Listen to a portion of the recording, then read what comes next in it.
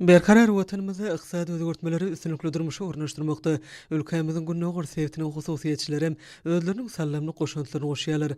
Soňky ýyllarda Liverpool polaýatyny telekeçilik işini kemilleşdirmeli gönükdirilen döwletli tutumlary ulary başlyklara beslenip, bäsleşip ukyply önümleri öndürmekde, ýokur hille hyzmatlary ýerine ýetirmekde, päkim paýhas ummany magtymyny pragy ýylynda da netijeli işler alınıp barilýar. Şeýle hususy önümçülüklüň hataryny Senagatçylar we Telekeçiler Birleşmesiniň agzasy bolan Saýat Etranyň Sakar şäherindäki Türkmen Ýyldyzy hususy kärhanasyny görkezmek bolar.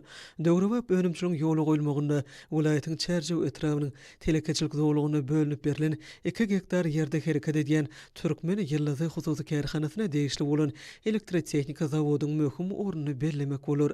Döwrewap önümçilikde alüminiýdan daşky örtüň durnuklugy 660 voltaçly bolan güýç kabelleri howa elektrik geçirjileri üçin açyk görüşli simler we elektrik guruluşlary üçin Türkmen Ýyldyzy hususy kärhanasynyň gerim harit nişanly simleri öndürilýär.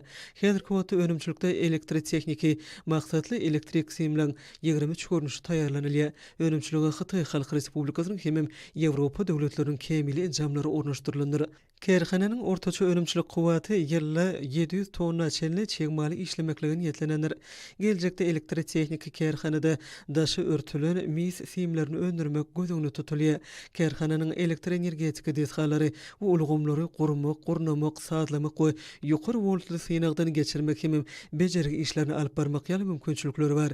Tejribeli hunermenliň gatnaşmagyna ýerine ýetirilýän ygtybarly we ýokary hili hyzmatlar müşteriler üçin hem amatly bolmak bilen edara kärhanalardan şeýle-de şahsy taraplardan gelýän sargatlar eýdigdirler diýe hususy kärhananyň işçi hunermenleri kiçik orta telekeçilik ösdürmekdäki aladalary maksatly tutumlary üçin hormatly prezidentimize hem Türkmen halkynyň milli lideri gahrmany arkadagymyza hoşallyk sözlerini beýan edýärler.